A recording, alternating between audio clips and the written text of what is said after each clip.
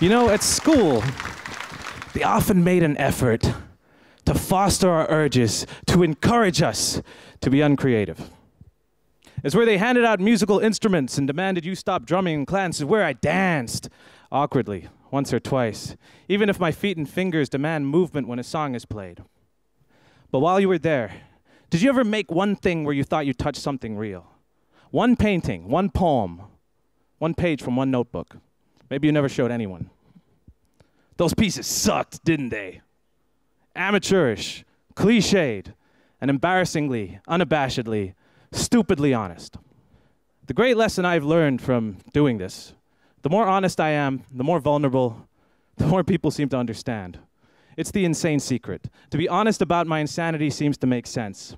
And once you do, you're free to spread the joy by making. And I'm not talking about classical paintings. I'm talking about an Instagram account with filters bright as the dopey smiles you were gifted with this year. I'm talking about cute kitten pictures worthy of 10,000 likes, saving the days of depressed strangers on the other side of the world. I'm saying add to Wikipedia, moderate a website, fix the prequels by writing fan fiction, because we're all in this together now. All of us finally connected by the internet. And lo, we have come so far. Our online worlds now include dragons having sex with cars. People that like elevators so much they review them. Entire channels dedicated to crushing objects with a hydraulic press, but screen names, they don't seem fit to stand in the same sentence as Michelangelo or Shakespeare, even if more people have been rickrolled than have read Titus Andronicus. And maybe we don't fuck the world up completely. With AI, nanotech, and climate change, maybe we'll still be left with the words of our most honest prophets, telling their billions of future listeners, whether they like it or not, by friends and enemies, those holy words that I will pass on, by that fire-haired man who will never give you up, never let you down, never turn around and desert you. He's immortal now. He'll never have to say goodbye and hurt you. Yeah, I don't know about art, clearly. Is porn art? Video games? Rick and Morty? PewDiePie? I want to meet the jazz enthusiast whose second love is mashups. I want to find the art history buff who curates his own private hentai collection. I want the otakus to be elevated, the rabid fans of comic books, the Marvel Cinematic Universe critics to articulate themselves in public, because I suspect that maybe there's another truth. Then in spite of all this anger posted on all these walls, this hatred, we still all laugh at the same Photoshop paintings. Read the indie book authors whose blog books have become movies. See the Reddit stories posted. We love to make our own art, especially when you forget your lines.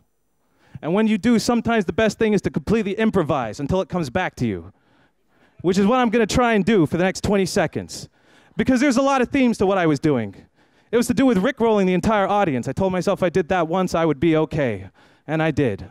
So that's all right. Oh, there's something about art, wasn't it? It was important. Yeah. I was worried this would happen. All right, give me a second. Oh, yes. Oh, I got it. Oh, yeah. Okay, we still laugh at the Photoshop paintings, the Reddit's posted stories, the indie book authors whose blogs become movies. Find the Monday night drone enthusiasts who dress up as lawyers we were made to create, especially the depressed, the ones that forget their lines, the closeted, the bipolars, the borderline suicides who stand their ground. Give a middle finger taller than the city's tallest skyscraper and say with poetry, story, or song that something is so very wrong, or at the very least, that you aren't alone. Remember that piano you played in high school? You could learn to make stained glass windows. Your creations in Minecraft or craft games we're playing by learning to code. We make fun of hashtags. We each have galleries on our phones, and we love to see each other's work. We live in the age of art, and yes, the age of noise, but also the age of signal. And we could stop pretending. We could reveal that besides your daytime instruction taking, you are a storyteller waiting to happen, a photographer in your spare time. You craft custom cityscapes in your video games, planets full of roller coasters. We are the weekend content creators. Because God damn it, mad as it is, we are hydrogen made conscious. So record a podcast. Join the chorus.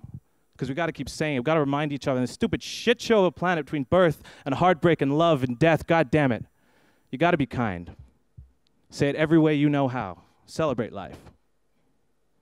They say that you're so boring. You're a Friday night binge watcher.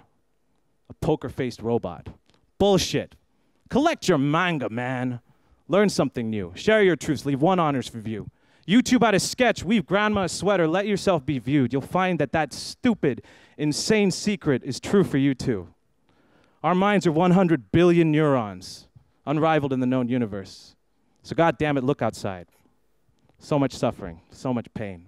In the face of all this madness, I demand it. Create.